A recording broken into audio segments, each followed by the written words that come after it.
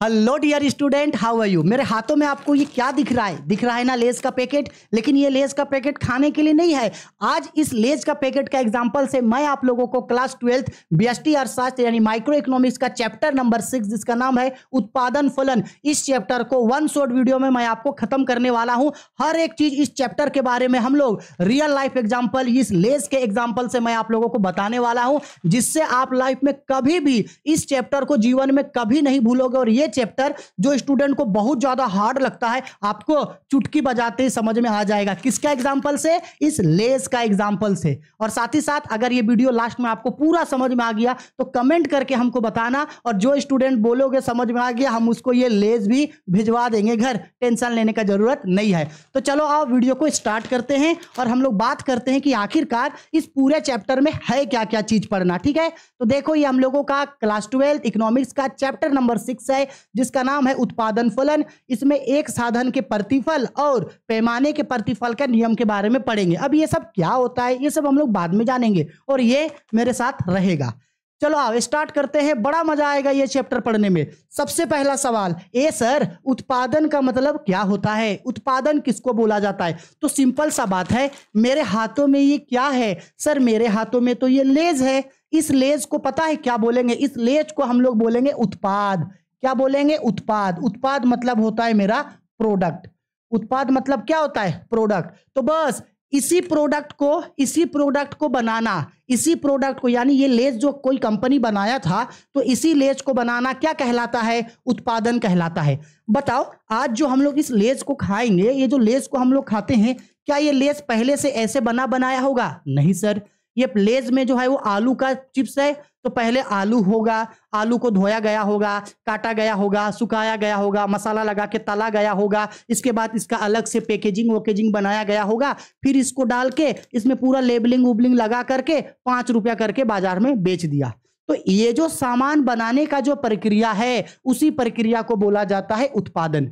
यानी कोई भी चीज जब हम लोग बनाते हैं, कोई भी उत्पादक मतलब कौन? सामान को बनाने वाला। जैसे हम अपने आप को उत्पादक समझते हैं, इस पूरे चैप्टर में आप अपने आप को उत्पादक समझोगे, प्रोड्यूसर समझोगे। ये मान के चलो कि ये लेस पैकेट कौन बनाया है? हम बनाए हैं। ये लेस का पैकेट हम सब लोग मिलकर बनाए हैं, आप और हम। ठीक है, तो हम लोग क्या हुए? उत्पादक हुए। यानी हम लोग क्या हुए? प्रोड्यूसर हुए। और हम लोग जो सामान को बनाए हैं, यानी ये लेस का पैकेट, ये हम लोग के लिए क्या हुआ? उत्पाद हुआ। और इस पैकेट को बनाने का जो काम था, इस पैकेट को जब हम लोग बना रहे थे, आलू लेकर के आए, आलू को धोए, साफ किए, काटे, सुखाए, आलू में मसाला उसाला डाले, आलू को तले, इसके बाद इसका पैकेजिंग बनाए, इसको इसमें डाल के पैकेट बना के बेचे। तो ये जितना भी काम हम लोग लेस बनाने के लिए किए हैं, ये सारा काम मेरे लिए क्या कहलाता है? उत्पादन कहलाता है। यानी कोई भी उत्पादक उत्पादन से संबंधित जो भी कार्य करता है, जिसके तहत वस्तुओं तथा सेवाओं का निर्माण किया जाता है, वस्तुओं तथा सेवाओं को बनाना ही उत्पादन कहलाता है, यानी प्रोडक्शन कहलाता है। आया समझ में? चलो वही बोल रहे हैं, किसी वस्तु के निर्माण संबंधित प्रक्रिया को ही उत्पादन कहा जाता है। इस सामान को बनाने का जो भी प्रक्रिया था वही उत्पादन कहलाएगा। इसके द्वारा वस्तुओं तथा सेवाओं को मानव उपयोगी बनाया जाता है। उत्पादन का संबंध उत्पाद के निर्माण से होता है। उत्पादन का मतलब होता है कि वस्तु को मानव उपयोगी बनाए। अगर हम इस सामान को नहीं बनाते तो इस सामान को कोई खा नहीं पाता। अगर कोई कंपनी इस कपड़े को नहीं बनाता तो हम कपड़े को पहन ही नहीं पाते। कोई कंपनी अगर इस मोबाइल को नहीं बनाता तो मोबाइल को हम यूज ही नहीं कर पाते। ठीक है, अब देखो थॉमस क्या बोलते हैं इसके बारे में। अर्थशास्त्री है थॉमस। वो कहते हैं वस्तुओं, ये गलती से स्पेलिंग मिस्टेक हो गया, वस्तुओं के मूल्य में वृद्धि करना ही उत्पादन कहलाता है। एली क्या कहते हैं इस पे? आर्थिक उपयोगिताओं का सृजन ही उत्पादन होता है। स्मिथ भी कहां पीछे रहने वाले हैं? स्मिथ क्या बोलते हैं? उत्पादन वह प्रक्रिया है जिसमें वस्तुओं में उपयोगिता का सृजन किया जाता है। यानी उत्पादन मतलब सिंपल है, कोई भी सामान को बनाने का प्रक्रिया उत्पादन कहलाता है। क्लियर? ठीक है, चलो हो गया। आगे नेक्स्ट आते हैं उत्पादन की अवधारणाएं। अब ध्यान से समझ लो, ये उत्पादन की अवधारणाएं क्या होती है। उत्पादन की अवधारणाएं मतलब होता है उत्पादन के प्रकार। ध्यान से समझना, हम जो भी सामान को बना रहे हैं, उत्पादन 3 प्रकार का होता है। उत्पादन मुख्यतः 3 प्रकार की होती है। सबसे पहला हम लोग का होता है कुल उत्पादन, जिसको टोटल प्रोडक्ट यानी कि TRTP बोलते हैं, कुल उत्पाद।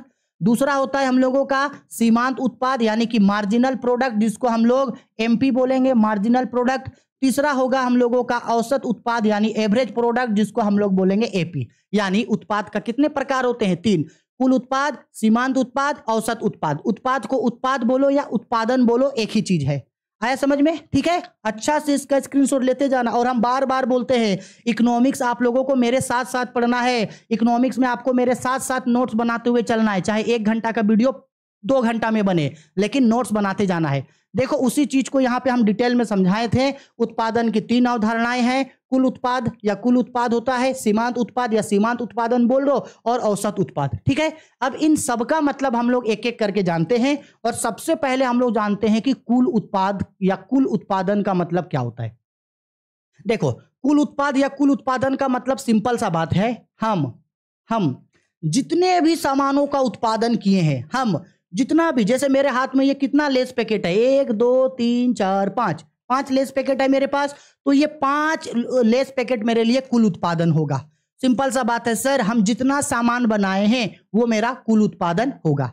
वही बोल रहा है, कुल उत्पादन से आशय एक निश्चित समय में उत्पादित वस्तुओं की कुल मात्रा से होती है। अगर हम ये 5 लेस बनाए हैं तो मेरा 5 गो कुल उत्पादन है। इसके बाद घर में मेहमान आ गया, आप लोग को जैसे कोई लड़की लोग हो, घर में मेहमान आ गया, बोला गया कि रोटी बनाओ, और रोटी बना रहे हैं। कितना पीस रोटी बनाए? रोटी बनाए 10 पीस, तो 10 पीस रोटी कुल उत्पादन हो गया। हम लोग कितना गो लेस बनाए गुरुजी? 5 गो लेस बनाए, तो 5 लेस हमारा कुल उत्पादन हो गया। सिंपल सा बात है, यही होता है। ठीक, अब ये कुल उत्पादन का मीनिंग यहाँ पे समझाए हैं, लेकिन कुल उत्पादन का मतलब वही होता है जो हम अभी आप लोगों को बताएं।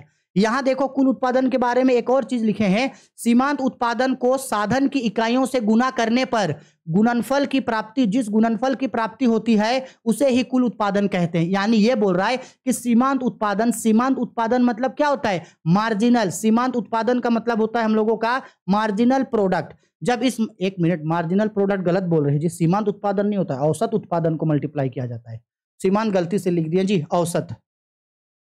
औसत उत्पादन को, यानी कि जो हम लोग का एवरेज प्रोडक्ट है, जब इसको मल्टीप्लाई कर देंगे क्यू से, तो हम लोगों का निकल करके आ जाएगा टोटल प्रोडक्ट। ठीक है, वही बोल रहा है TP is equal to AP into P. ठीक है, या हम लोग ये भी बोल सकते हैं, देखो फॉर्मूला में देखो ये भी बोल सकते हैं कि ये देखो हम लोग का TP is equal to sigma MP, यानी कि ये जो हम लोगों का कुल उत्पाद होता है, ये कुल उत्पाद बराबर होता है किसका? सम होता है, तो सम होता है हमारा सीमांत उपयोगिता का।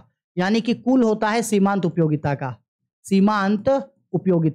कुल, या सीमांत उत्पाद का कुल। ठीक है, इसी चीज को देखो यहाँ पे एक टेबल के थ्रू समझाया गया है। क्या समझाया गया है? टेबल के थ्रू समझाया गया है। यहां देखो, यहां लिखा गया है, जैसे ये देखो, साधन ए भूमि स्थिर साधन है, साधन बी श्रम परिवर्तनशील साधन है। यहां देखो, अब पहले ये जो साधन होता है, इस साधन का मतलब समझ लो थोड़ा सा, क्योंकि ये इस चैप्टर में हमेशा दिखेगा। साधन का मतलब क्या होता है, ध्यान से समझना। ये जो कुरकुरे हम बनाए हैं, क्या इस कुरकुरे को बनाने में किसी चीज का हेल्प लिए हैं कि नहीं लिए हैं? लिए हैं। अच्छा, इस कुरकुरे का जब हम लोग फैक्ट्री खोले होंगे, तो बताओ तो इस कुरकुरे का फैक्ट्री खोलते समय में पूंजी का जरूरत पड़ा होगा कि नहीं? कैपिटल बिल्कुल लगा होगा। इस कुरकुरे को बनाने में लेबर श्रमिक का जरूरत हुआ होगा कि नहीं? हुआ होगा। और ये जो कुरकुरे बनाए हैं, ये जो लेस बनाए हैं, उसके लिए मशीन का जरूरत पड़ा होगा कि नहीं? बिल्कुल जरूरत पड़ा होगा। कहीं ना कहीं इसको बनाने के लिए कारखाना लगाए थे कि नहीं लगाए थे? सर बिल्कुल लगाए थे। तो इस सामान को बनाने में जिन भी चीजों का हेल्प लिए हैं, चाहे वो भूमि हो गया, भवन हो गया, श्रमिक हो गया, इसके लिए कच्चा माल, कच्चा पदार्थ यानी आलू हो गया, तेल हो गया, नमक हो गया, मसाला हो गया, पानी हो गया, इन सारा चीज का यूज किए हैं।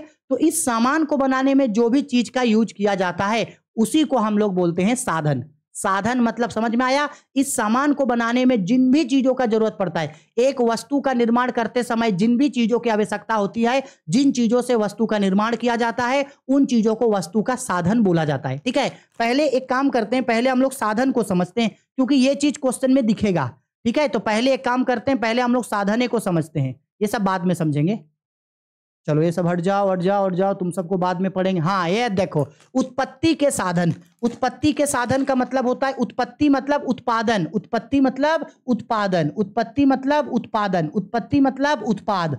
कोई भी सामान को बनाने में देखो, किसी भी वस्तु तथा सेवाओं का निर्माण करने के लिए जिन भी साधनों का प्रयोग किया जाता है उन्हें ही उत्पत्ति के साधन कहते हैं। यानी इस कुरकुरे को बनाने में, इस लेस को बनाने में जिन भी चीजों का यूज किए हैं वो चीज कहलाएगा इसका साधन। अब साधन दो तरीके से होता है, एक होता है स्थिर साधन और दूसरा होता है परिवर्तनशील साधन। स्थिर साधन को बोलते हैं फिक्स्ड और परिवर्तनशील साधन को बोलते हैं वेरिएबल। अब आपके मन में आएगा कि स्थिर साधन और परिवर्तनशील साधन क्या होता है, तो याद रखना स्थिर साधन का मतलब क्या होता है। देखो, बोल रहा है स्थिर साधन वह साधन होते हैं जिनका प्रयोग उत्पादन के प्रत्येक स्तर पर एक समान किया जाता है। यदि उत्पादन बढ़ रहा है या घट रहा है या चाहे उत्पादन शून्य भी हो जाए फिर भी यह स्थिर ही होता है, जैसे भूमि, भवन, मशीन, घर का किराया इत्यादि। और दूसरा होता है परिवर्ती साधन। परिवर्ती मतलब परिवर्तनशील साधन। परिवर्ती यानी कि परिवर्तनशील साधन वह साधन होते हैं जो उत्पादन की मात्राओं के साथ साथ परिवर्तित होते रहते हैं। यदि उत्पादन बढ़ता है तो इनकी मात्रा बढ़ती है, यदि उत्पादन घटता है तो इनकी मात्रा घटती है, और यदि उत्पादन शून्य हो जाता है तो यह भी शून्य हो जाता है, जैसे श्रम, कच्चा माल, बिजली, पानी इत्यादि। अब ध्यान से समझना, अच्छा से इसका स्क्रीनशॉट ले लो, ले लिए। अब ध्यान से समझना, इस कुरकुरे को बनाने में दो तरीके के साधनों का यूज किए। एक होता है स्थिर साधन, एक होता है परिवर्तनशील साधन। स्थिर साधन का मतलब होता है ना, इस नाम से समझना, स्थिर। स्थिर मतलब फिक्स्ड है, उसमें परिवर्तन नहीं होगा। जैसे मान लो हमको इस कुरकुरे, इस लेस को बनाने में हम कहीं एक जगह फैक्ट्री लगाए, फैक्ट्री स्थिर है। वहां जो जमीन लगा है, जमीन स्थिर है। जो कर्मचारी लोग काम कर रहे हैं स्थिर है। साथ ही साथ जो मशीन लगाए हैं वो स्थिर है। अगर मान लो इसका उत्पादन बढ़ेगा तो इसका उत्पादन बढ़ने से जमीन नहीं बढ़ जाएगा। इसका उत्पादन अगर बढ़ाना है तो इसका उत्पादन बढ़ाने से हम लोगों को वो जो मेरा कारखाना है, कारखाने को नहीं बड़ा करना होगा। अगर इसका उत्पादन घटेगा तो मेरा कारखाना, मेरा जमीन छोटा नहीं हो जाएगा। इसका उत्पादन बढ़ रहा है, इसका उत्पादन घट रहा है या इसका उत्पादन स्थिर है तो भी साधन उतना ही रहेगा। इसको बोलते हैं स्थिर साधन। जैसे आपको नाम याद रखना है, भूमि, भवन, मशीन, किराया इत्यादि। ठीक है, आया समझ में। और दूसरा परिवर्तनशील साधन। परिवर्तनशील साधन का मतलब ऐसे साधन होता है जो वस्तु के उत्पादन की मात्राओं पर निर्भर करता है। अगर हमको कुरकुरे का, ये लेस का उत्पादन को ज्यादा करना है तो हम इन साधनों को ज्यादा लगाएंगे, और लेस का उत्पादन कम करना है तो इन साधनों को कम लगाएंगे। जैसे अभी मेरे पास है 5 पीस कुरकुरे है, 5 पीस लेज है, 5 पीस लेज। हमको अगर मान लो कि 500 पीस लेस का उत्पादन करना है, कितना पीस? 500 पीस। अगर 500 पीस उत्पादन करना है तो हमको रॉ मटेरियल बढ़ाना पड़ेगा ना। आलू और ज्यादा चाहिए, पानी और ज्यादा चाहिए होगा, हमको श्रमिक और ज्यादा चाहिए होगा ताकि ज्यादा लोग काम करें मेरा। तो इन सब चीजों को बोला जाता है परिवर्तनशील साधन। जितना ज्यादा उत्पादन करना होगा उतना ज्यादा कच्चा माल, बिजली, पानी, श्रमिक का जरूरत होगा, और जितना इसका कम उत्पादन करेंगे उतना कम लगेगा। अभी मान लो 5 पीस लेज है, अगर हमको सिर्फ 1 पीस लेस का उत्पादन करना है तो मेरा कच्चा माल यानी आलू और कम लगेगा, श्रमिक और कम लगेगा, पानी, बिजली और कम लगेगा। तो इसको हम लोग बोलते हैं परिवर्तनशील साधन। आया समझ में? याद रखना, बिना साधन का किसी भी वस्तु का उत्पादन नहीं किया जा सकता है। ठीक है, अब आते हैं हम लोग टॉपिक के ऊपर जो हम लोग अभी कर रहे थे। तो ये देखो आ गए कुल उत्पादन के ऊपर। तो कुल उत्पादन में जैसे हम लोग अभी जाने, कुल उत्पादन में क्या होता है। देखो, दो तरीके का साधन ले लिए। साधन एक को ले लिए भूमि, और भूमि एक स्थिर साधन है, और दूसरा साधन ले लिए श्रम। श्रम क्या है? परिवर्तनशील साधन। देखो, भूमि स्थिर है, एक एक एक एक एक एक एक एक स्थिर साधन स्थिर रहेगा। और देखो परिवर्तनशील साधन, पहले परिवर्तनशील साधन 0 था तो उत्पादन भी कितना था? 0।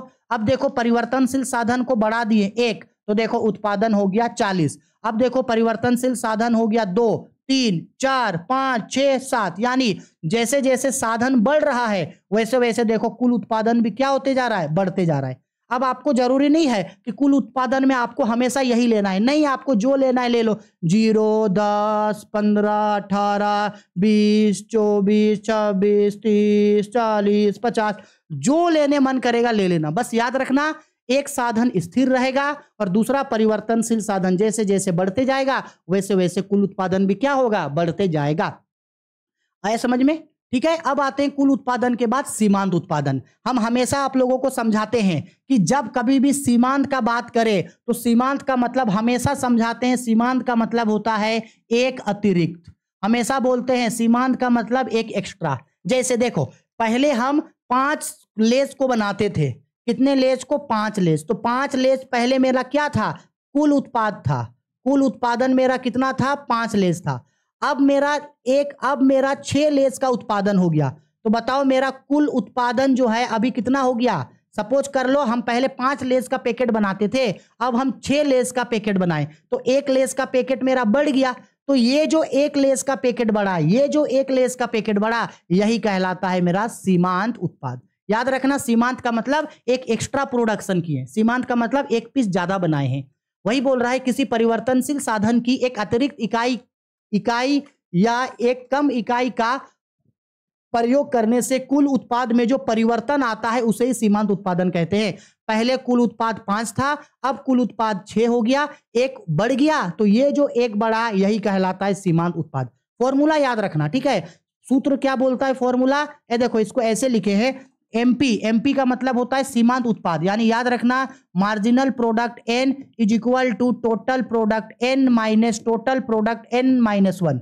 याद है इसी में हम लोग किसको पढ़ना स्टार्ट किए थे? इसी में तो हम लोग उपयोगिता को पढ़े थे या नहीं पढ़े थे? बिल्कुल पढ़े थे, सेम वही चीज है। देखो एक और वैकल्पिक सूत्र होता है, सूत्र याद रखना, एमसीक्यू में पूछेगा। एक और सूत्र क्या होता है?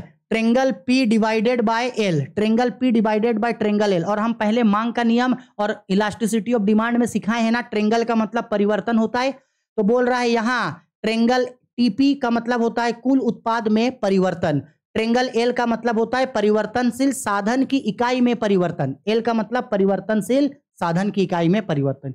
आया समझ में? ठीक है, याद रखना सीमांत का मतलब होता है एक एक्स्ट्रा। अब देखो इसको एक टेबल के थ्रू हम लोग करते हैं। किसके थ्रू करते हैं? टेबल के थ्रू। तो देखो यहां देखो, एक साधन बी ए है, भूमि स्थिर है, एक साधन बी है श्रमिक जो परिवर्तनशील है, और कुल उत्पादन 0, 40, 90, 130, 160, 180, 180, 160। ये वही चीज है जो इससे पहले कुल उत्पादन वाला में यहां तक समझाए थे ना, उसी टेबल का एग्जांपल यहां ले लिए। अब इसको देख के हमको क्या बताना है? इसको देख के हमको बताना है आपका सीमांत उत्पाद। तो सीमांत उत्पाद का मतलब क्या बताए थे? Marginal product N is equal to total product N minus total product N minus 1। तो देखो यहां भी कुल उत्पाद पहले कितना है? 0, तो सीमांत उत्पाद भी यहां पे 0 होगा। अब जैसे ये आगे बढ़ेगा, जैसे ही सीमांत मतलब याद रखना एक्स्ट्रा। अब बताओ ये 0 से कितना हो गया? 0 से हो गया 40, तो कितना बढ़ा? 40, तो सीमांत उत्पाद यहां होगा 40। अब देखो ये 40 से कितना हो गया? 90, तो कितना बढ़ा? 50, तो 50 होगा इसका सीमांत उत्पाद। अब ये 90 से कितना हो गया? 90 से हो गया 130। जितना एक्स्ट्रा बढ़ रहा है वही होता है सीमांत उत्पाद। अब ये 90 से हो गया 130, तो कितना बढ़ा? 90 से 130 हो गया, तो ये बढ़ा 40, तो 40 दिखाएं। फिर 130 से 60 हो गया, तो ये कितना बढ़ा? ये बढ़ा हम लोगों का 30 बढ़ा। फिर ये यहां से यहां कितना हो गया? ये 20 हो गया, तो 20 बढ़ा। यहां से यहां कितना हो गया? कुछ भी नहीं बढ़ा, तो यानी कि 0, उतना का उतना है। 180 से 160 हो गया, तो ये हो गया हम लोगों का -20। बोलो गुरुजी आया कि नहीं आया समझ में? आया कि नहीं आया समझ में? जैसे जैसे मतलब कुल उत्पाद में ये जो वृद्धि हो रहा है, जितना जितना कुल उत्पाद बढ़ रहा है हम लोगों का, वही हम लोगों का क्या कहलाता है? वही हम लोगों का सीमांत उत्पाद कहलाता है। आ गया बात समझ में? यही होता है सीमांत उत्पाद का मतलब। आ गया बात समझ में? कोई दिक्कत नहीं है? ठीक है, चलो आगे बढ़ते हैं। अब आते हैं हम लोग औसत उत्पाद। औसत उत्पाद का मतलब क्या होता है? देखो औसत उत्पाद का मतलब सिंपल है कि जो हम लोगों का कुल उत्पाद था, क्या था हम लोगों का? कुल उत्पाद। जब उस कुल उत्पाद को डिवाइड कर देंगे, जितना हम लोग क्वांटिटी सामान बनाए यानी परिवर्तनशील लागत से, तो हमको जो निकल करके आएगा ये होगा औसत उत्पाद। औसत उत्पाद का मतलब होता है प्रति इकाई उत्पाद। हम जितना पीस सामान बनाए हैं ना, उतना पीस कहलाता है औसत उत्पाद। देखो कुल उत्पाद टीपी को परिवर्तनशील साधन एल से भाग देने पर जो राशि की प्राप्ति होती है उसे ही औसत उत्पाद कहा जाता है। औसत उत्पाद को प्रति इकाई लागत भी कहा जाता है। याद रखना, औसत उत्पाद को क्या कहा जाता है? प्रति इकाई लागत भी कहा जाता है। ये सूत्र है, सूत्र याद रखना, average product is equal to total product divided by L. L का मतलब परिवर्तनशील लागत, वही समझाए हैं। एपी का मतलब औसत उत्पाद होता है, टीपी का मतलब कुल उत्पाद होता है, एल का मतलब परिवर्तनशील लागत की इकाई। उसमें कोई भी आप परिवर्तनशील साधन ले सकते हैं, हम लोग श्रम को दिखाए हैं। आया समझ में? 3 तरीके का होता है। अब देखो इसको कैसे निकालेंगे, देखो इसको निकालने का तरीका है। देखो वही चीज का एग्जाम्पल लिए हैं, सेम वही चीज का एग्जांपल लिए हैं। परिवर्तनशील साधन ए भूमि है, परिवर्तनशील साधन बी श्रम है, कुल उत्पाद वही है। अब देखो औसत उत्पाद, तो औसत उत्पाद का फॉर्मूला टोटल उत्पाद डिवाइडेड बाय वस्तुओं की संख्या यानी कि टीपी डिवाइडेड बाय एल। तो बताओ यहाँ टोटल प्रोडक्ट कितना है, 40 है, टोटल प्रोडक्ट है 40, 40 को डिवाइड किससे करेंगे, वस्तुओं की संख्या 1 है, तो 1 से डिवाइड करेंगे तो यहाँ निकल करके आएगा 40। और यहाँ देखो कितना है, ये 90 है, कुल उत्पाद 90 है, डिवाइड करेंगे वस्तुओं की संख्या कितनी है 2 से, तो 2 से डिवाइड करेंगे तो कितना आएगा 45 आएगा। ये देखो यहाँ 130 है, 130 लिख के डिवाइड करेंगे 2 से तो ये मेरा हो जाएगा 65 हो जाएगा। ये देखो 160 है, तो 160 को डिवाइड करेंगे कितना से, 1 मिनट भाई, ये 3 से डिवाइड होगा ना, यहाँ 3 से डिवाइड होगा। 160 को डिवाइड करेंगे 4 से, 180 को डिवाइड करेंगे 5 से, 180 को डिवाइड करेंगे 6 से, 160 को डिवाइड करेंगे 7 से, और जो आएगा यहाँ हम लोग दिखा देंगे।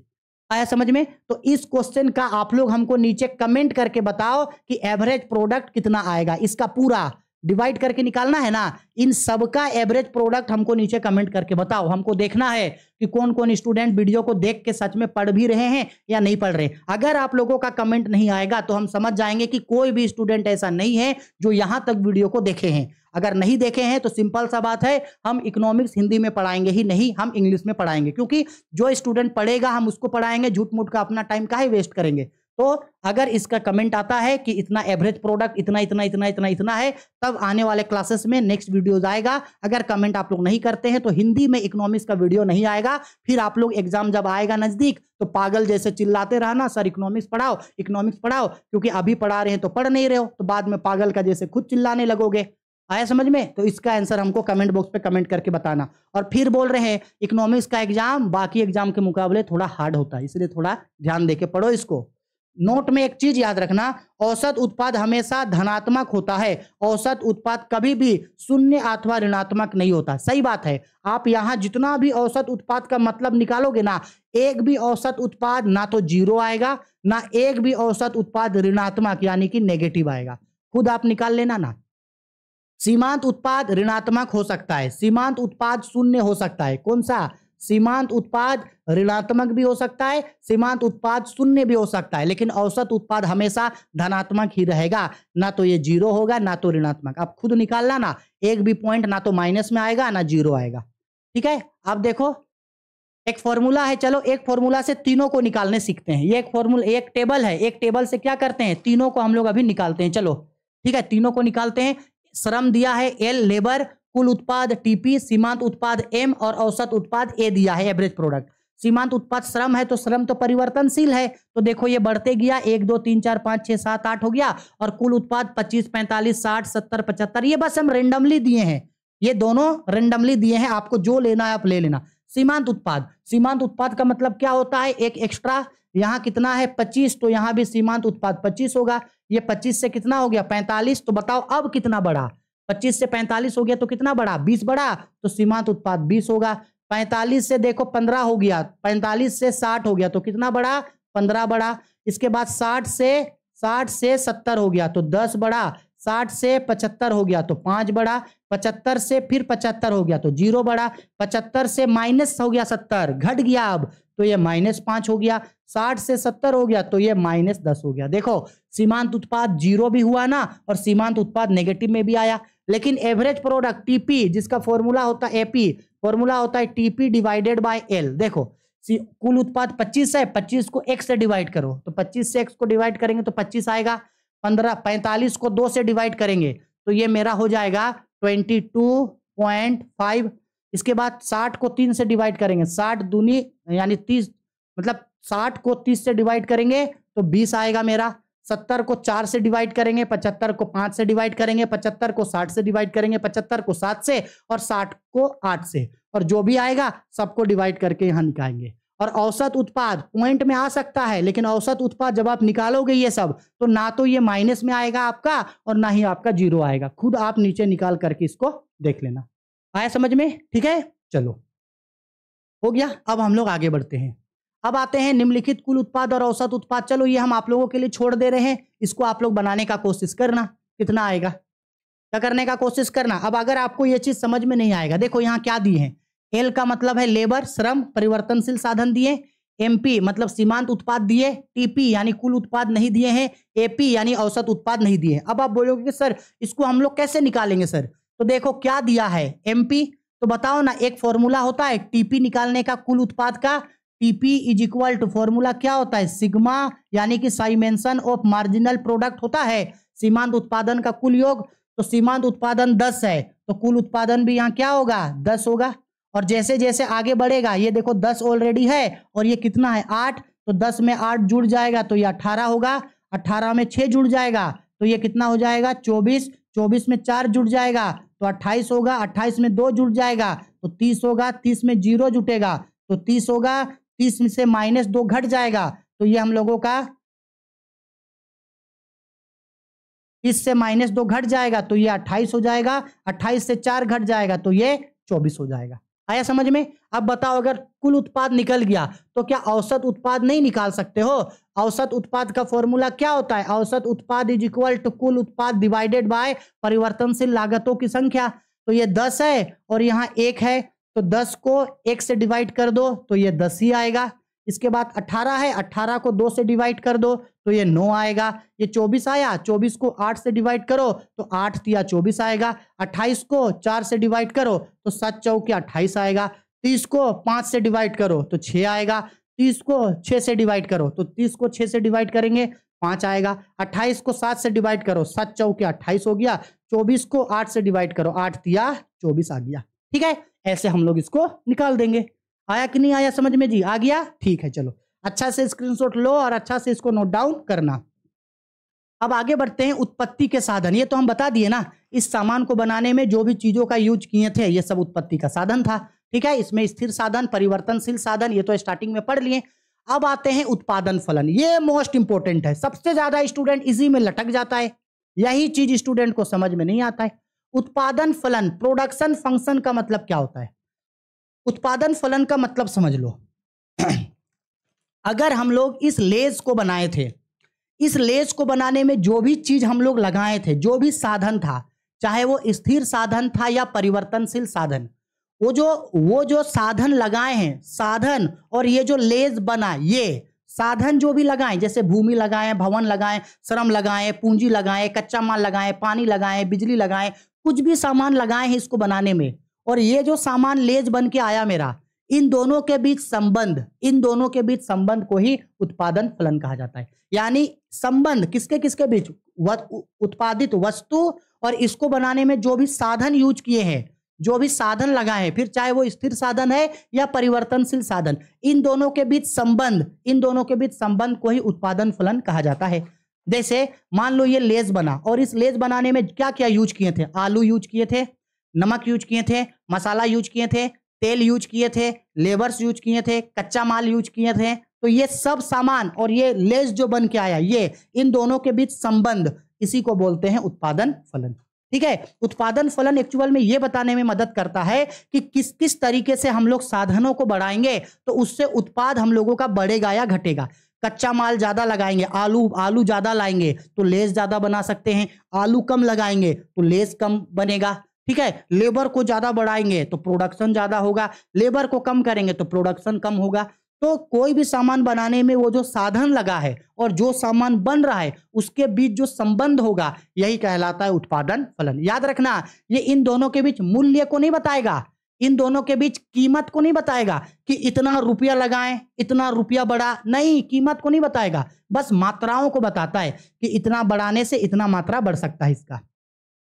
उपादानों मतलब याद रखना इनपुट्स मतलब साधन, जो भी चीज लगा रहे हैं, एवं उत्पादनों यानी कि आउटपुट्स, यानी ये मेरा प्रोडक्ट के बीच फलनात्मक संबंध को ही उत्पादन फलन कहा जाता है। उत्पादन फलन हमें यह बताता है कि समय की एक निश्चित अवधि में उपादानों मतलब इनपुट, उपादानों के परिवर्तन से उत्पादन के आकार में किस प्रकार और कितनी मात्रा में परिवर्तन आता है। वही चीज कि मान लो कच्चा माल, आलू, मसाला, नमक, लेबर, तेल, ये सारा चीज को बढ़ाएं तो बढ़ाने से प्रोडक्शन कितना बढ़ सकता है ये बताता है। ठीक है, बस उसी का ये देखो फॉर्मूला यहाँ पे लिख दिया है। फॉर्मूला याद रखना, QX मतलब वस्तु X का उत्पादन बराबर F का मतलब होता है फलन, और ABCD का मतलब होता है उत्पादन का कोई भी साधन। जैसे A फॉर आलू ले लो, B से सपोज कर लो आप बी से भालू मत लेना। ए से आलू ले लिए, जैसे बी से मान लो तेल है, सी से मान लो कर्मचारी लोग है, डी से मान लो कच्चा माल है, पानी है। तो इन सभी चीजों को फलनात्मक संबंध को ही हम लोग उत्पादन फलन बोलते हैं। आया समझ में? यहाँ देखो उन सबका मतलब समझा दिए हैं। क्यूएक्स का मतलब क्या होता है तो लिख दिए, क्यूएक्स का मतलब होता है वस्तु एक्स का भौतिक उत्पादन, और एबीसी का मतलब उत्पादन के जितने भी साधन है। अब देखो इसी चीज के बारे में वाटसन ने क्या कहा उत्पादन फलन के बारे में। एक फार्म के भौतिक उत्पादन और उत्पादन के भौतिक साधनों के संबंध को ही उत्पादन फलन कहा जाता है। मतलब रिलेशन दोनों के बीच, कच्चा माल और प्रोडक्ट के बीच रिलेशन, इनपुट और आउटपुट के बीच रिलेशन। देखो क्या बोल रहा है नोट में, याद रखना नोट इंपॉर्टेंट होता है, जहां नोट देंगे उसको करना जरूर। किसी फार्म का उत्पादन फलन उत्पादन तकनीक पर आधारित होता है, ना कि आर्थिक समस्याओं पर। जैसे बोले थे ना, उत्पादन साधन का संबंध पैसों से नहीं होता है, लागत से नहीं होता है, वो अलग चीज है। ये लागत नहीं बताता है, ये बताता है बस उनका मात्रा, कि किस तरीके से उत्पादन के साधनों को लेंगे जिससे मेरा उत्पादन बढ़ेगा।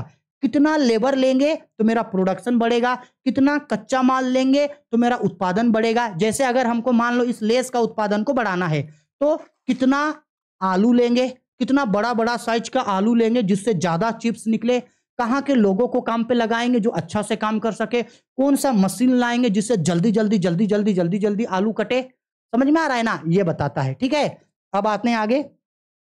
अब देखो आगे क्या बोल रहा है, उत्पादन फलन की मान्यताओं को बताइए। यह भी इंपॉर्टेंट चीज है। उत्पादन फलन का क्या मान्यता होता है? सबसे पहला, उत्पादन फलन का संबंध किसी निश्चित समय से होता है। बिल्कुल सही, एक समय होना चाहिए। उत्पादन फलन सभी उत्पादन अल्पकाल में परिवर्तन नहीं किए जा सकते हैं। बिल्कुल सही है, अल्पकाल में सभी साधनों को परिवर्तन नहीं किए जा सकते। इसका मतलब कुछ साधन को स्थिर रखेंगे, कुछ को परिवर्तन करेंगे। ये हम आगे आप लोगों को बताएंगे।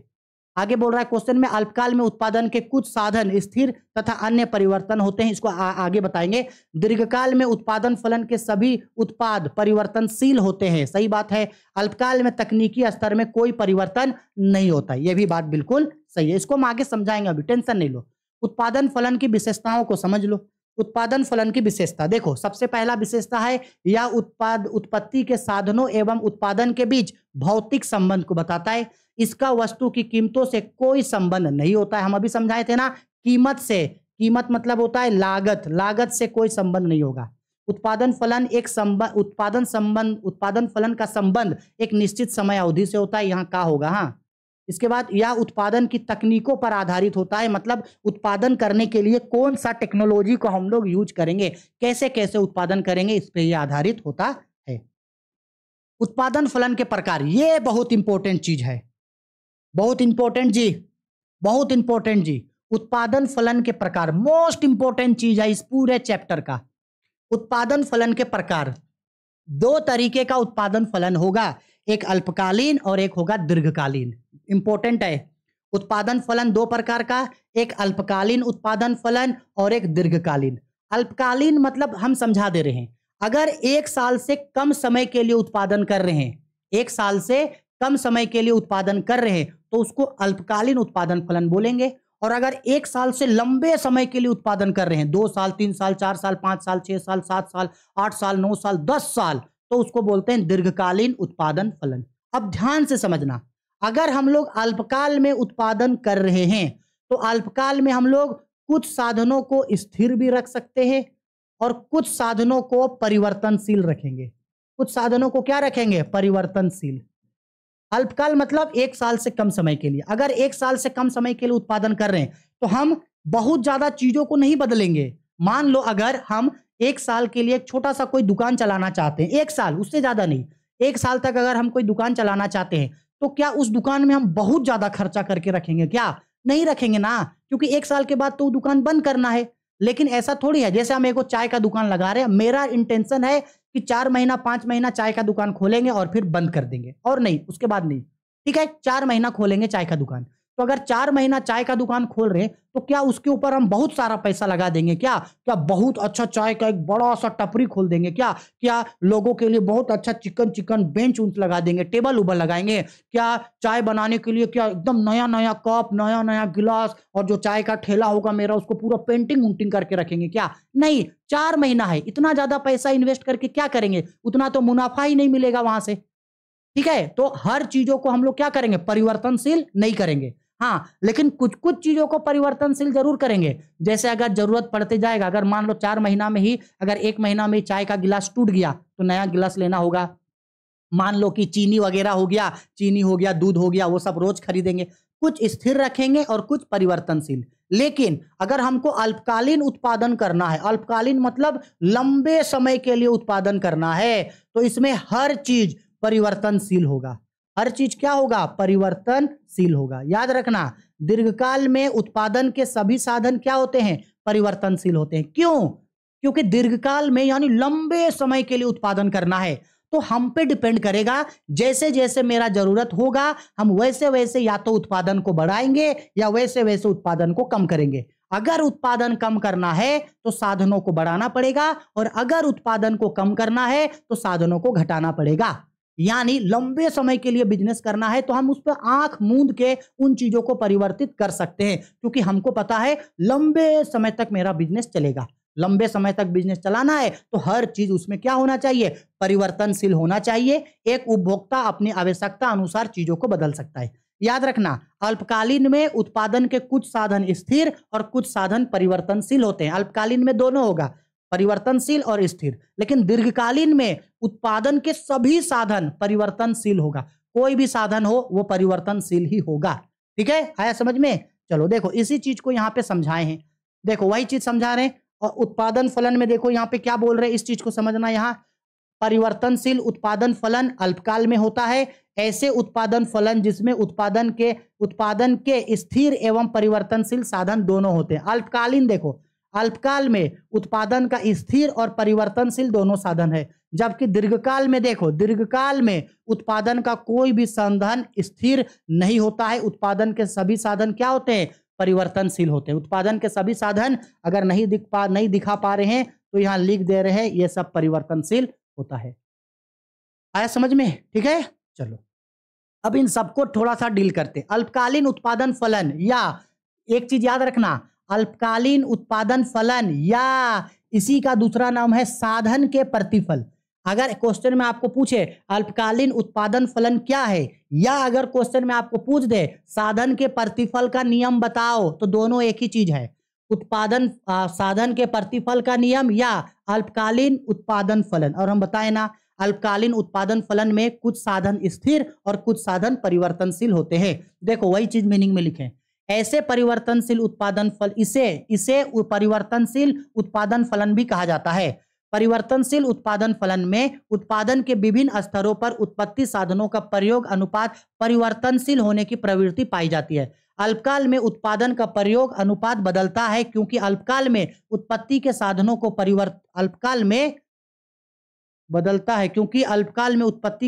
को परिवर्तित किया जा सकता है। ठीक है, जैसे भूमि, पूंजी, उपकरण, भूमि, उत्पादन, तकनीकी आदि अल्पकाल में स्थिर होते हैं, जबकि श्रम की इकाइयों का परिवर्तन किया जा सकता है। यानी इसका मतलब सिंपल याद रखो, अगर ये सब नहीं समझ में आया ना तो गोली मार दो इसको। अल्पकालीन उत्पादन फलन या साधन के प्रतिफल का नियम क्या है, याद रखना। अल्पकालीन उत्पादन फलन से आशय उन फलनों से होता है जहां उत्पत्ति के कुछ साधन स्थिर और कुछ साधन परिवर्तनशील होते हैं। एक उत्पादक अपनी आवश्यकता अनुसार उत्पादन के कुछ साधनों को स्थिर रख के अन्य साधनों की संख्या में वृद्धि कर सकता है। जैसे मान लो कि भूमि, पूंजीगत उपकरण, भूमि, उत्पादन, तकनीक ये स्थिर है, और जैसे लेबर हो गया, कच्चा माल हो गया, इन सबको वो बदल सकता है। ठीक है, आया समझ में? दीर्घकालीन उत्पादन फलन, और याद रखना दीर्घकालीन उत्पादन फलन का दूसरा नाम है पैमाने के प्रतिफल का नियम। उसका क्या था, साधन के पैमाने का नियम। और ये क्या है, पैमाने के प्रतिफल, वो साधन का प्रतिफल था। इससे पहले जो था वो क्या था, साधन के प्रतिफल का नियम था, साधन के प्रतिफल। और ये पैमाने का प्रतिफल या दीर्घकालीन उत्पादन फलन। दीर्घकालीन उत्पादन फलन उत्पादन के उन साधनों को होता है जिसमें उत्पत्ति के सभी साधन परिवर्तनशील होते हैं। एक उत्पादक अपनी आवश्यकता अनुसार उत्पत्ति के साधनों को परिवर्तित कर सकता है। यदि एक उत्पादक को उत्पादन बढ़ाना है तो उत्पत्ति के साधनों को भी बढ़ा देगा, उत्पादन घटाना है तो उत्पत्ति के साधनों को भी घटा देगा। वही बोल रहे हैं। इस प्रकार के उत्पादन फलन में सभी साधनों यानी कि इनपुट्स को परिवर्तनशील माना जाता है। उन्हें सभी अनुपातों में बढ़ाया जाता है जिस अनुपात में उत्पादन बढ़ना होता है। यानी जैसे जैसे उत्पादन बढ़ाएंगे वैसे वैसे इन सबको बढ़ाते जाएंगे। इनका अभिप्राय है संसाधनों को परिवर्तनशील मानकर उत्पादन वृद्धि के लिए ही अनुपात को बढ़ाना। इस प्रकार का उत्पादन फलन दीर्घकाल में पाया जाता है। दीर्घकाल में इतना अधिक समय होता है कि सभी साधनों को परिवर्तित किया जा सकता है, अर्थात उत्पादन के पैमानों को बड़ा या छोटा किया जा सकता है। इसलिए इस स्थिति में उत्पादन में वृद्धि इस स्थिति में उत्पादन पैमाने में परिवर्तन का फल है और इसे पैमाने का प्रतिफल कहा जाता है। याद रखना, अल्पकालीन उत्पादन फलन का दूसरा नाम क्या है? साधन के प्रतिफल का नियम, जहां उत्पत्ति के कुछ साधन स्थिर और कुछ साधन परिवर्तनशील होते हैं। क्योंकि एक साल से कम समय, छोटे समय के लिए हम लोग बहुत ज्यादा चीजों को बदलना नहीं चाहते हैं। कुछ स्थिर रखो और जरूरत पड़ेगा तो थोड़ा बहुत को बदल देना। लेकिन दीर्घकाल में चूंकि बहुत लंबा समय होता है, बहुत अधिक समय है उसमें, इसलिए उत्पत्ति के हर साधन परिवर्तनशील होता है। एक उत्पादक अपनी आवश्यकता अनुसार वस्तुओं यानी साधनों की संख्या को बदलता है। उत्पादन बढ़ाना है तो साधनों को बढ़ा देता है, उत्पादन घटाना है तो साधनों को घटा देता है। इस चीज को याद रखना, ठीक है। चलो आगे बढ़ते हैं हम लोग नेक्स्ट। अब देखो पैमाने के उत्पादन का नियम। उत्पादन का क्या नियम है भाई? उत्पादन का दो नियम होता है, जो अभी समझाएं वही चीज है। उत्पादन का दो नियम, एक परिवर्तनशील अनुपात का नियम और दूसरा समान प्रतिफल का नियम। यानी ऐसा समझ लो, उत्पादन के दो ही अभी जो समझाएं, एक साधन का प्रतिफल और दूसरा होता है पैमाने का प्रतिफल। थोड़ा इन दोनों को डिटेल में पढ़ते, अभी तो सिर्फ ऊपर में मीनिंग पढ़े ना, अभी हम लोग इन सबको क्या करेंगे, थोड़ा सा डिटेल में पढ़ेंगे। वही चीज जो अभी ऊपर में शॉर्टकट में बताएं, उसी को थोड़ा सा डिटेल में पढ़ रहे हैं। देखो, अल्पकालीन उत्पादन फलन अथवा परिवर्तनशील अनुपात का नियम क्या है? तो अभी तो हम लोग पढ़े ना भाई, अल्पकालीन में क्या है, उत्पादन के कुछ साधन स्थिर रहेंगे और कुछ साधन को परिवर्तन किया जाएगा। देखो यही बोला, अल्पकाल में जब कोई फर्म उत्पत्ति के कुछ साधनों को स्थिर रखकर अन्य साधनों की मात्राओं में परिवर्तन करता है, तो इसे ही उत्पादन की मात्रा में जो परिवर्तन आता है उसे ही उत्पत्ति का नियम कहा जाता है। इसे ही परिवर्तनशील अनुपात का नियम भी कहा जाता है। उत्पादन के कुछ साधन स्थिर हैं, कुछ साधन में परिवर्तन कर रहे हैं, तो इसे ही परिवर्तनशील अनुपात का नियम कहेंगे। आया समझ में बात? ऊपर जो हम लेक्चर अभी उतना दिए वही चीज है। अब देखो, उत्पत्ति के मुख्यतः तीन नियम है, याद रखना। ये जो अल्पकालीन, देखो उत्पत्ति का तीन नियम है, यानी ये जो हम लोग उत्पादन की मात्राओं को बदल रहे हैं, उत्पत्ति होने का तीन नियम है। उत्पत्ति मतलब समझ लो आउटपुट, उत्पत्ति मतलब आउटपुट, ध्यान से समझना। ये अगर हम लोग लेज बना रहे हैं तो इस लेज का बनाने का तीन नियम है। पहला नियम, अगर हम ये 5 लेज बना रहे हैं तो अभी भी 5 लेज ही बनाएंगे, यानी उत्पादन का नियम समान है। क्या है? समान है। दूसरा, हम चाहें तो इस लेज का संख्या को बढ़ा सकते हैं। हमको ज्यादा उत्पादन करना है तो हम लोग इसको क्या करेंगे, बढ़ा देंगे। क्या करेंगे? बढ़ा देंगे, ठीक है। और तीसरा, इन साधनों को क्या करेंगे, कम कर देंगे, यानी हमको लेज कम बनाना है। तो तीन सिचुएशन होगा, पहले जितना बनाते थे उतना ही बनाएंगे, दूसरा पहले जितना बनाते थे उससे ज्यादा बनाएंगे, और तीसरा जितना बनाते थे उससे कम बनाएंगे। तो याद रखना, पहले जितना बनाते थे अगर उतना ही बना रहे हैं तो यह कहलाता है साधन के स्थिर प्रतिफल अथवा उत्पत्ति के समता नियम। अब इसका मतलब क्या होता है समझना। इसका मतलब सिंपल है कि हम जितना उत्पादन बढ़ाना चाहते हैं उतना ही मात्रा में साधन को बढ़ा रहे हैं। जितना मात्रा में उत्पादन बढ़ा रहे हैं उतना ही मात्रा में किसको बढ़ा रहे हैं, साधन को। यानी साधन जितना बढ़ेगा उत्पादन भी उतना ही बढ़ेगा, समान है। दूसरा, साधन के बढ़ते प्रतिफल का नियम। साधन के बढ़ती प्रतिफल यानी उत्पत्ति वृद्धि नियम, यानी जितना साधन बढ़ा रहे हैं उससे ज्यादा मात्रा में उत्पादन बढ़ रहा है। जितना साधन बढ़ा रहे हैं उससे ज्यादा मात्रा में उत्पादन बढ़ रहा है, तो वही है साधन के बढ़ते प्रतिफल यानी उत्पत्ति वृद्धि नियम। उत्पत्ति में वृद्धि हो रहा है, आउटपुट ज्यादा हो रहा है। तीसरा, साधन के घटते प्रतिफल अथवा उत्पत्ति ह्रास नियम। इसमें जितना साधन लगा रहे हैं, जितना साधन बढ़ा रहे हैं उससे कम उत्पादन हो रहा है। तीन सिचुएशन, पहला, जितना साधन लगाएं उतना ही उत्पादन हुआ तो स्थिर साधन अथवा उत्पत्ति का समता नियम। जितना साधन लगाएं उससे ज्यादा उत्पादन हुआ, उससे ज्यादा उत्पादन में वृद्धि हुआ तो साधन के बढ़ते प्रतिफल यानी उत्पत्ति वृद्धि नियम। तीसरा, जितना साधन लगाएं उससे कम उत्पादन हुआ यानी साधन के घटते प्रतिफल यानी उत्पत्ति ह्रास नियम। अब इन तीनों को थोड़ा थोड़ा हम लोग थ्योरी के रूप में पढ़ते हैं, लेकिन अभी जो हम चीज बताएं वही चीज उन तीनों में निकल करके आएगा। देखो उत्पत्ति वृद्धि नियम अथवा उत्पत्ति का बढ़ता नियम क्या बोल रहा है, देखो वही चीज है। साधारण शब्दों में कहें तो जब कोई उत्पादक उत्पादन के आरंभिक अवस्थाओं को स्थिर रखकर बाकी उत्पत्ति के साधनों में वृद्धि करता है तो इससे उत्पादन में जो वृद्धि आती है उसे ही साधन के बढ़ते प्रतिफल का नियम कहा जाता है। यानी जितना साधन है उसको स्थिर रखे और बाकी साधनों को परिवर्तन क्या कर दिए। देखो वही चीज को एक टेबल के थ्रू ये समझा रहा है। उत्पत्ति का पहला साधन स्थिर है, देखो यहाँ देखो स्थिर वस्तु की इकाई 1 है। देखो यहाँ भी कुल उत्पादन 4, एवरेज औसत उत्पादन 4 और सीमांत उत्पादन 4। देखो 4 4 4 4 है, तो ये कहते हैं हम लोग एक साधन स्थिर है और देखो बाकी परिवर्तन हो रहा है, ये इकाई बढ़ रहा है 3 2 3 4 5 6, तो कुल उत्पादन भी क्या हो रहा है, बढ़ रहा है। और देखो कुल उत्पादन से ही औसत उत्पादन निकाले, इसी को देख के इसको निकाले और फिर औसत और इसी को देख करके क्या निकाले, सीमांत उत्पादन निकाल दिए। तो देखो उत्पत्ति का पहला साधन स्थिर है और अन्य साधन परिवर्तनशील है, इसी को बोलते हैं साधन के बढ़ते प्रतिफल का नियम। ठीक है, आया समझ में। दूसरा, अब देखो ग्राफ अगर हमको बनाना है इसका तो कैसे बनेगा ग्राफ इंपॉर्टेंट है। देखो यहां देखो ग्राफ अगर बनाना है,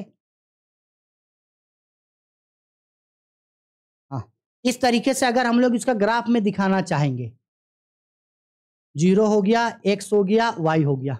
यहाँ देखो MP है और ये देखो AP, TP से मतलब नहीं है, MP और AP देखो सीमांत उत्पाद और औसत उत्पाद। सीमांत उत्पाद ज्यादा है किससे, औसत उत्पाद से, तो इस तरीके से कुछ कुछ लकीर बनेगा। सीमांत उत्पाद ज्यादा होगा, औसत उत्पाद उससे कम होगा।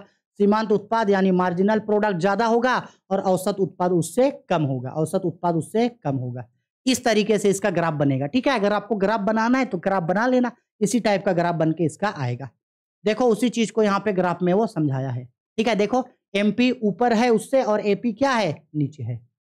आगे आते हैं स्थिर प्रतिफल अथवा उत्पत्ति समता नियम। देखो क्या बोल रहा है, साधन के समान प्रतिफल से अभिप्राय उस स्थिति से होता है जिसमें परिवर्तनशील साधन के अतिरिक्त इकाइयों का प्रयोग करने से उनकी सीमांत उत्पादक में वृद्धि नहीं होती। मतलब सिंपल बात है, जितना माल लगाएं उतना ही वृद्धि हो रहा है, वही बोल रहा है। अर्थात सीमांत उत्पाद MP तथा औसत उत्पाद AP दोनों एक दूसरे के बराबर होते हैं, यानी दोनों MP सीमांत उत्पाद यानी मार्जिनल प्रोडक्ट और औसत उत्पाद AP ये दोनों एक दूसरे के क्या होता है, बराबर होता है। ठीक है, दोनों क्या होता है, बराबर होता है। देखो यहां देख लो, उत्पाद के साधनों को देखो बढ़ा रहे हैं, 1 2 3 4 5 6 7 8, कुल उत्पादन भी बढ़ रहा है 30 60 90 120 130 150, लेकिन देखो औसत उत्पाद भी समान है 30 30 30 और सीमांत उत्पाद भी देखो 30 30 30। औसत उत्पाद कैसे निकला, डिवाइड करके, इन दोनों को डिवाइड कर दिए, 30 डिवाइडेड बाय 1 30 आया, 60 डिवाइडेड बाय 2 30 आया, 90 डिवाइडेड बाय 30 30 आया, फॉर्मूला से निकाले हैं। इसके बाद सीमांत उत्पाद क्या होता है, सीमांत उत्पाद मतलब एक एक्स्ट्रा होता है। तो देखो यहाँ अगर कुल उत्पाद 30 है तो सीमांत उत्पाद भी 30 होगा। कुल उत्पाद 30 से 60 हो गया तो 30 हो गया, फिर ये 60 से 90 हो गया तो ये 30 बढ़ गया, फिर ये 90 से 120 हो गया तो ये 30 बढ़ गया, 120 से 150 हो गया तो ये 30 बढ़ गया, 150 से 180 हो गया तो क्या हो गया, 30 बढ़ गया। यानी क्या हो रहा है यहाँ पे, देखो पहला सिचुएशन में क्या था, पहला सिचुएशन में MP बढ़ा था किससे, AP से। दूसरा सिचुएशन में MP और AP एक दूसरे के क्या है, बराबर। और चौथा सिचुएशन में क्या होगा, MP छोटा हो जाएगा और AP क्या हो जाएगा, बड़ा हो जाएगा। यही तो 3 सिचुएशन निकलेगा ना। ठीक है, चलो अब देखो नेक्स्ट, इसको देखो दोनों बराबर है, AP और MP बराबर है तो बराबर ग्राफ बन जाएगा दोनों का।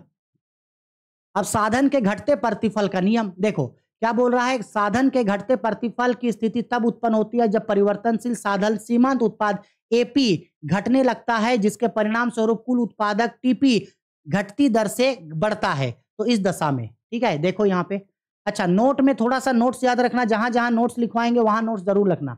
उत्पत्ति ह्रास नियम, इसको याद रखना। उत्पत्ति ह्रास नियम उत्पादन फलन का तीसरा नियम होता है, किंतु इसको सिर्फ इतना याद रखना। हाँ, उत्पत्ति ह्रास नियम अल्पकालीन उत्पादन फलन का तीसरा नियम है, बस इतना याद रखना, इससे ज्यादा इसमें याद मत रखना। ठीक है, याद रखने लायक नहीं है इसमें। उत्पत्ति ह्रास नियम की मान्यताएं, उत्पत्ति ह्रास नियम की मान्यताएं हैं। सबसे पहले उत्पत्ति के एक साधन स्थिर तथा अन्य साधन परिवर्तनशील रहना चाहिए, उत्पत्ति साधन की सभी इकाइयां एक समान होनी चाहिए, तकनीकी स्तर में कोई परिवर्तन नहीं होना चाहिए, स्थिर साधन अविभाज्य होना चाहिए, विभिन्न उत्पत्ति के साधन अपूर्ण स्थापन होनी चाहिए और साधन स्थिर होनी चाहिए, साधनों की संख्या सीमित होनी चाहिए। अब आते हैं उत्पत्ति ह्रास नियम की तीनों अवस्थाएं। अभी हम लोग 3 सिचुएशन को पढ़े ना, 3 सिचुएशन में ये देखो, यहाँ देखो समझा दिए हैं सबको। यहाँ पे देखो परिवर्तनशील साधन है, टीबीएफ है, कुल उत्पादन है, औसत उत्पाद, सीमांत उत्पादन, अवस्था। देखो अवस्था में क्या होगा, यहाँ तक देखो ये क्या हो रहा है, बढ़ रहा है। यहाँ तक क्या हो रहा है, बढ़ रहा है, तो ये पैमाने के बढ़ते प्रतिफल का नियम है, बढ़ते प्रतिफल का नियम है, ठीक है, बढ़ते प्रतिफल का नियम। और देखो यहां से ये परिवर्तन है, यहां से देखो ये परिवर्तन है, परिवर्तन बिंदु है ये, यहां से यहां तक ये घटता नियम है, क्या हो रहा है, घट रहा है। और देखो यहां से यहां ये घट के क्या हो गया, ऋणात्मक हो गया। जो 3 सिचुएशन हम ऊपर बताए ना, ये पहला सिचुएशन, ये दूसरा और ये मेरा तीसरा सिचुएशन है, ठीक है। आगे प्रथम अवस्था में देखो, अभी ऊपर जो देखे, प्रथम अवस्था में उत्पत्ति के बढ़ते प्रतिफल का नियम दर्शाता है, दूसरी अवस्था उत्पत्ति के घटते प्रतिफल को दर्शाता है और तीसरा नियम उत्पत्ति के ऋणात्मक प्रतिफल को दर्शाता है। ये चीज को बोल रहे हैं, ये चीज अभी समझाए ना। यहां से यहां, ये देखो यहां से यहां पहला अवस्था को बताया, यहां से यहां दूसरा अवस्था को बताया, यहां से यहां तीसरा अवस्था। प्रथम अवस्था बढ़ रहा है, दूसरा अवस्था घट रहा है, तीसरा अवस्था क्या हो रहा है, ऋणात्मक हो रहा है, ठीक है। एक विवेकशील, ये भी एमसीक्यू में पूछता है, 3 अवस्था होता है ना, ये पहला अवस्था, दूसरा और तीसरा। और क्वेश्चन कभी कभी पूछता है एमसीक्यू में, एक विवेकशील उत्पादक हमेशा द्वितीय अवस्था में ही उत्पादन करना पसंद करता है क्योंकि इस अवस्था में उसे अधिकतम उत्पादन की प्राप्ति होती है। याद रखना, एक विवेकशील उत्पादक हमेशा दूसरी अवस्था में उत्पादन करेगा। कौन सी अवस्था में, दूसरा, जो दूसरा अवस्था होगा, एक विवेकशील उत्पादक हमेशा दूसरा अवस्था में ही उत्पादन करना पसंद करेगा, दूसरा अवस्था में ही उत्पादन करना पसंद करेगा, ठीक है। दूसरा अवस्था में, याद रखना, दीर्घकालीन उत्पादन फलन अथवा पैमाने के प्रतिफल। अब तक तो हम लोग अल्पकालीन पढ़े थे ना, अल्पकालीन में 3 सिचुएशन को पढ़े थे। अब दीर्घकालीन में भी 3 सिचुएशन आएगा, सेम वही सिचुएशन, बस थोड़ा सा उसका मीनिंग बदल जाएगा। देखो दीर्घकालीन प्रतिफल का नियम, जिसको पैमाने के प्रतिफल का नियम भी कहा जाता है। पैमाने के प्रतिफल उत्पादन फलन की दीर्घकालीन अवस्था को दर्शाता है। दीर्घकाल में उत्पत्ति का कोई भी साधन स्थिर नहीं रहता है। दीर्घकाल में उत्पत्ति के सभी साधन परिवर्तनशील होते हैं, जिन्हें एक उत्पादक अपनी आवश्यकता अनुरूप पूर्ति परिवर्तित कर सकता है। उत्पत्ति के साधन में परिवर्तन होने से उत्पादक पैमाने का परिवर्तन होता है। यही कारण है कि इसे पैमाने के प्रतिफल, पैमाना का मतलब होता है स्केल, पैमाने का मतलब क्या होता है, स्केल। अब आपको ये भी नहीं, अब अगर नहीं समझ में आ रहा है पैमाना, तो पैमाना मतलब समझ लो मात्रा। पैमाना मतलब क्या, मात्रा। जैसे अगर ये हम सामान बना रहे हैं 5 पीस, तो इसका पैमाना है 5 गो, मात्रा है 5 गो। अगर हम बनाएंगे 500 गो, तो पैमाना बोलेंगे बढ़ गया, यानी पैमाना हो गया 500। पैमाना मतलब मात्रा, ठीक है, आया समझ में। अब देखो इसमें भी, अब हम तो ये जान गए हम लोग कि दीर्घकालीन उत्पादन फलन को पैमाने के प्रतिफल का नियम कहा जाता है। अब ये भी समझ गए कि इसमें कोई भी साधन स्थिर नहीं रहता है। इसमें भी 3 अवस्था है, पैमाने के बढ़ते प्रतिफल का नियम, पैमाने का स्थिर प्रतिफल का नियम और पैमाने के घटते प्रतिफल का नियम। जैसे इससे पहले उसमें था, अल्पकालीन में भी तो 3 गो था ना, अल्पकालीन उत्पादन फलन, समान उत्पादन फलन और ऋणात्मक यानी कि घटती। सेम यहाँ भी वो 3 सिचुएशन होता है, ठीक है। देखो वही 3 चीजों को यहाँ पे समझाए हैं। क्या होता है पैमाने के बढ़ते प्रतिफल का नियम का मतलब, तो देखो पैमाने के बढ़ते प्रतिफल में क्या होता है, अनुपातिक वृद्धि से उत्पादन अनुपातिक वृद्धि अधिक होती है। देखो पैमाने का बढ़ता प्रतिफल यानी उत्पादन बढ़ रहा है, पैमाने का बढ़ता प्रतिफल मतलब क्या बढ़ रहा है, उत्पादन का मात्रा, यानी जिस अनुपात में साधनों में वृद्धि की जाती है उससे अधिक मात्रा में उत्पादन में वृद्धि होती है। जिस मात्रा में साधनों में वृद्धि की जाती है उससे अधिक मात्रा में उत्पादन में वृद्धि होती है, उसे ही हम लोग पैमाने के बढ़ते प्रतिफल का नियम कहलाएंगे। जितना साधन लगाएं उससे ज्यादा उत्पादन बढ़ा, पैमाने के बढ़ते प्रतिफल का नियम। स्थिर पैमाने के स्थिर प्रतिफल का नियम, जितना साधन बढ़ाएं उतना ही उत्पादन बढ़ रहा है। और तीसरा पैमाने के घटते प्रतिफल का नियम, जितना साधन बढ़ाएं उससे कम उत्पादन बढ़ रहा है, ठीक है, यही चीज होता है। देखो अभी इन सब का मतलब हम लोग यहाँ पे पढ़ते हैं।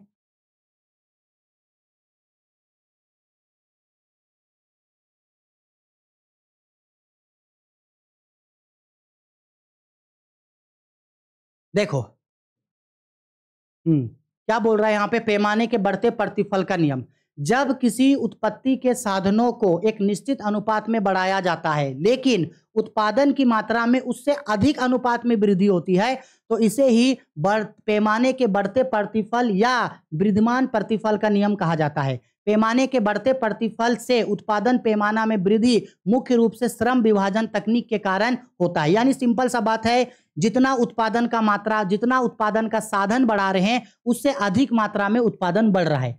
देखो अन्य शब्दों में कहें तो यदि किसी उत्पत्ति के साधनों को के प्रतिशत यानी के परसेंटेज से बढ़ाया जाता है, सपोज कर लो उत्पादन के साधनों को के प्रतिशत से बढ़ाएं ना, बस एग्जांपल मान लो के प्रतिशत से बढ़ाएं, परंतु इससे उत्पादन की मात्रा में के प्रतिशत से अधिक की वृद्धि होती है। यानी अगर मान लो कि अगर हम उत्पादन में 10% का साधन बढ़ाएं लेकिन उत्पादन की मात्रा में इससे ज्यादा 11%, 12%, 13%, 14%, 20%, 30% इतना वृद्धि हो जाए, यानी सपोज कर लो कि साधनों को 10% बढ़ाएं लेकिन उसका जो उत्पादन है वो 10% से ज्यादा बढ़ गया, तो यही कहते हैं हम लोग पैमाने के बढ़ते प्रतिफल का नियम। इसका मतलब है पैमाने के बढ़ते प्रतिफल में क्या होता है, उत्पादन में अनुपातिक वृद्धि बड़ा होता है। किससे? साधनों की मात्रा में अनुपातिक वृद्धि से। यानी साधन में जितना वृद्धि करेंगे उससे ज्यादा वृद्धि उत्पादन में हुआ है। मेरा आया समझ में? अब देखो इसी को यहां से समझाने का कोशिश कर रहे हैं। देखो यदि उत्पत्ति के साधन 10% से बढ़ाया जाता है तो उत्पादन की मात्रा में 10 से अधिक प्रतिशत की वृद्धि होती है। यही चीज अब अगर हम लोग इसको ग्राफिकल प्रेजेंटेशन में दिखाना चाहेंगे तो ग्राफिकल प्रेजेंटेशन में हम बस एकदम रेंडमली समझा दे रहे हैं, अच्छा से समझना। सपोज कर लो हम लोग यहां लिखते हैं उत्पादन की लागत, यहां लिखते हैं सपोज कर लो लागत मतलब वही एल, साधन है यहाँ पे, साधन है मतलब एल और यहाँ उत्पादन का मात्रा है। सपोज कर लो पहले लागत इतना लगाते थे, लागत इतना था एल, तो मतलब प्रोडक्शन यहां था।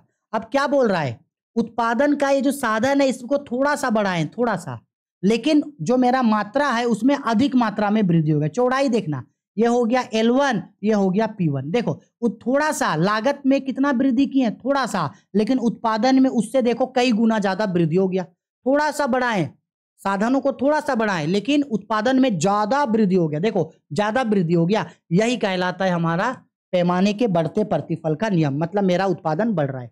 देखो उसी चीज को यहां से समझाए हैं। देखो 10% का वृद्धि की है लेकिन देखो ये 15% का वृद्धि हो गया ऊपर। आया समझ में? ठीक है, चलो अब पैमाने का स्थिर प्रतिफल। स्थिर प्रतिफल मतलब सिंपल है, जितना मात्रा में साधन बढ़ाए हैं उतना ही मात्रा में उत्पादन बढ़ेगा। अगर 10% साधन बढ़ाए हैं तो 10% उत्पादन बढ़ेगा, 20% साधन बढ़ाए हैं तो 20% उत्पादन बढ़ेगा, 30% साधन बढ़ाए हैं तो 30% उत्पादन बढ़ेगा। यानी जितने मात्रा में उत्पादन के साधनों को वृद्धि करते हैं उतने ही मात्रा में उत्पादन में वृद्धि होगा। वही होता है पैमाने का स्थिर प्रतिफल का नियम। देखो बोल रहा है जब किसी उत्पादन के साधनों को जिस अनुपात में बढ़ाया जाता है उसी अनुपात में उत्पादन की मात्रा में जो भी वृद्धि होती है उसे ही पैमाने का स्थिर प्रतिफल का नियम कहा जाता है। आया समझ में? अन्य शब्दों में कहें तो उत्पत्ति के साधनों में के प्रतिशत की वृद्धि करने पर उत्पादन की मात्रा में भी के प्रतिशत में वृद्धि होती है, तो इसे ही पैमाने के स्थिर प्रतिफल का नियम कहा जाता है। यानी पैमाने का स्थिर प्रतिफल की दशा में पैमाने के बढ़ते प्रतिफल, पैमाने का स्थिर प्रतिफल है ना, पैमाने का स्थिर प्रतिफल के दशा में उत्पादन में अनुपातिक वृद्धि जो होगा वो बराबर होगा साधनों में अनुपातिक वृद्धि का। जितने मात्रा में साधन बढ़ाएंगे उतने ही मात्रा में उत्पादन बढ़ेगा। अगर साधन 10% बढ़ा रहे हैं तो उत्पादन भी 10% ही बढ़ेगा। अगर साधन 20% बढ़ा रहे हैं तो उत्पादन भी 20% बढ़ेगा। अगर साधन 30% बढ़ा रहे हैं तो उत्पादन भी 30% ही बढ़ेगा। ठीक है, ये होता है। देखो वही चीज यहां समझा रहे हैं, अगर उत्पत्ति के साधनों में 10% वृद्धि हो तो उत्पादन की मात्रा में भी 10% की वृद्धि होगा। अगर हमको ड्राइंग में दिखाना है इसको तो देखो ड्राइंग में सेम दिखाएंगे, ऐसे सेम दिखाएंगे। यहां जितना वृद्धि हुआ है सेम वृद्धि यहां होगा। एक मिनट रुकना, हाँ, जितना वृद्धि यहां जितना वृद्धि यहां, ये जितना में वृद्धि होगा ये उतना में वृद्धि होगा। अगर ये 10% का वृद्धि है तो यहाँ भी वृद्धि कितना होगा, 10% का होगा। है समझ में? देखो यही चीज यहाँ पे समझाए हैं, यह देखो। और ये जो लकीर ऐसे जो तिरछक गया हुआ है ना, ये लकीर कहलाता है मेरा पूर्ति कहलाता है। ठीक है, उत्पादन कहलाता है मेरा, इसको बाद में समझाएंगे। 45 डिग्री का कोण बना दिया है वहां। चलो, पैमाने के घटते प्रतिफल, भाई घटता मतलब समझ में आ रहा है ना, घटता का मतलब है घट जाएगा। घटते प्रतिफल का नियम का मतलब होता है मेरा, घटते प्रतिफल नियम का मतलब होता है कि जिस मात्रा में उत्पादन के साधनों को बढ़ा रहे हैं उससे कम मात्रा में उत्पादन में वृद्धि होगा। अगर उत्पत्ति के साधनों को 10% बढ़ा रहे हैं तो उत्पादन 8% हो रहा है, उससे कम हो रहा है।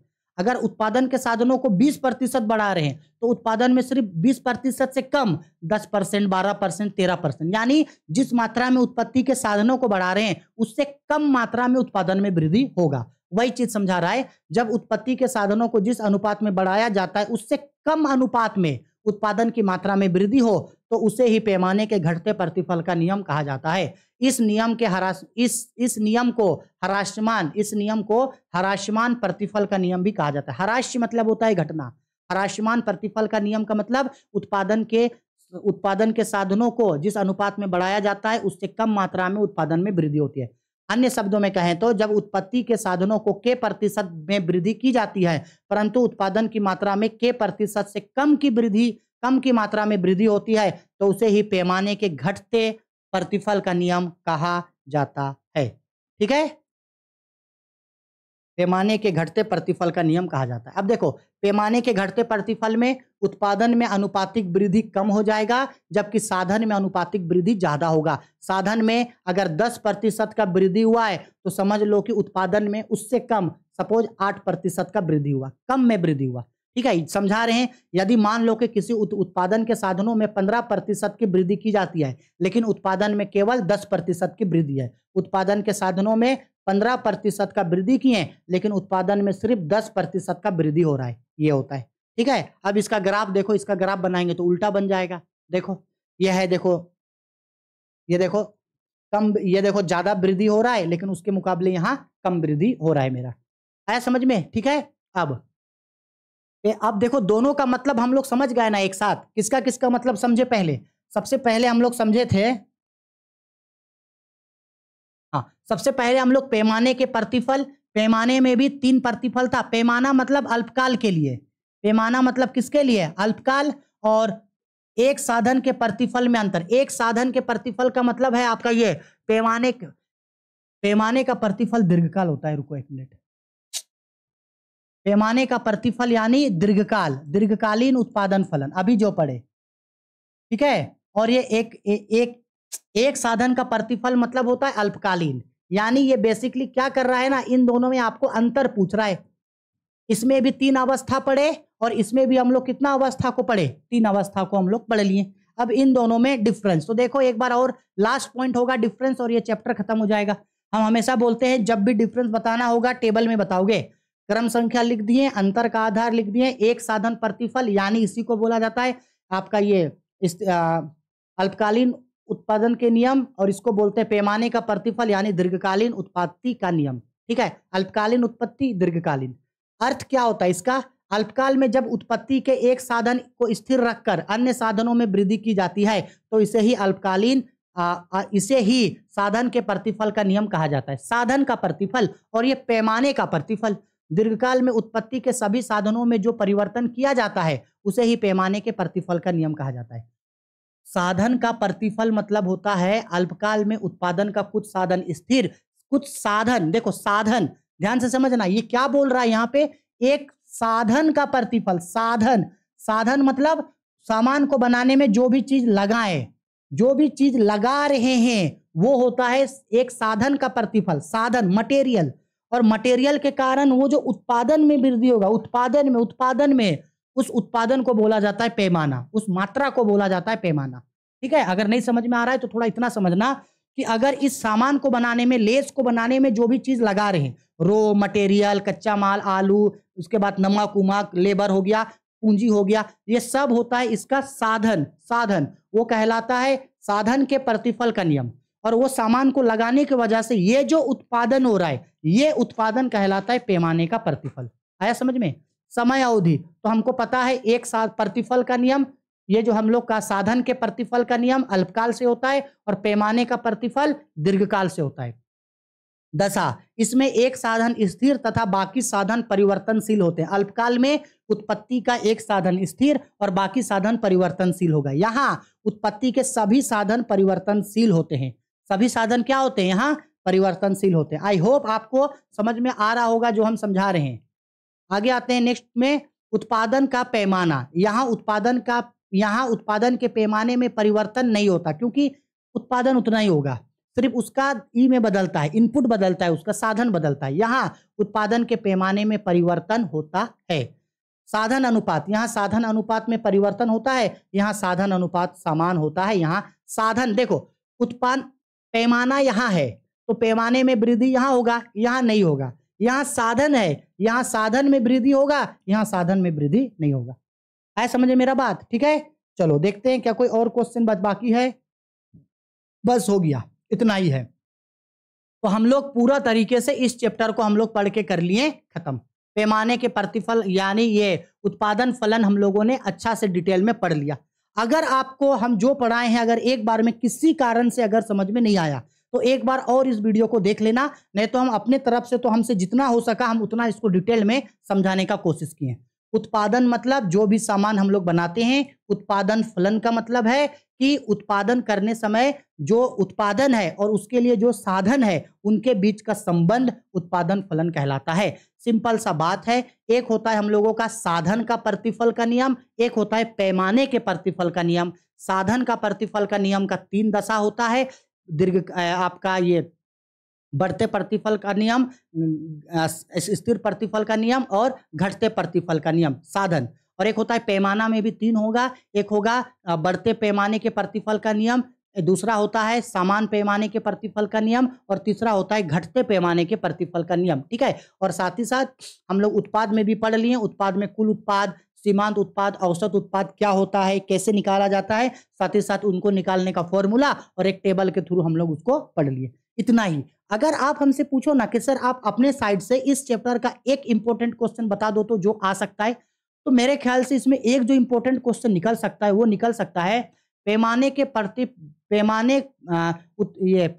बढ़ते प्रतिफल के नियम को बताइए। ये हमको लगता है पूछा जा सकता है, नहीं तो फिर जो डिफरेंस पड़े ना लास्ट में वो पूछा जा सकता है। ठीक है, साधन के प्रतिफल का नियम और पैमाने के प्रतिफल का नियम में अंतर, ये पूछा जा सकता है। नहीं तो हमको जहां तक लगता है साधन के प्रतिफल के नियम से ज्यादा चांस है पैमाने का प्रतिफल का नियम के बारे में पूछना। ठीक है, आया समझ में? बस इतना ही इस चैप्टर में पढ़ना है। मिलते हैं अगली बार नेक्स्ट वीडियो में। वीडियो पसंद आई है तो लाइक करो, शेयर करो, कमेंट करो। कोई भी दिक्कत, डाउट, परेशानी है तो बेझिझक वीडियो के कमेंट बॉक्स पे कमेंट करके हमको जरूर पूछ लेना। ठीक है, मिलते हैं नेक्स्ट वीडियो में। तब तक के लिए बाय, टेक केयर, अपने अच्छे से ख्याल रखें। आर्ट्स, कॉमर्स, साइंस तीनों स्ट्रीम के स्टूडेंट तक वीडियो को जरूर पहुंचा देना। Bye, take care.